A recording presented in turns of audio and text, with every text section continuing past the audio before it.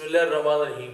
सवाल ये कि क्या फ़जर की इमामत करवाने के लिए इमाम का फ़जर से पहले दो सुन्नतों को अदा करना ज़रूरी है? यानी अगर इमाम फ़जर की सुन्नतें ना अदा करे और जमात का टाइम हो जाए तो क्या वो इमामत करवा सकता है या नहीं? तो उसका जवाब ये है कि इमामत के सही होने के लिए नमाज से पहले की सुन्नतें अदा करना ये कोई शर्त वाजिब नहीं है, ना इमाम के ऊपर जो लाजिम है। क्योंकि अम्मा आयशा रज़ियल्लाहु तआला अन्हा रिवायत करती हैं कि आका अलैहिस्सलाम से जब ज़ोहर की पहली 4 सुन्नतें रह जाती थी तो आप उनको जमात करवा कर जमात के बाद अदा कर लिया करते थे।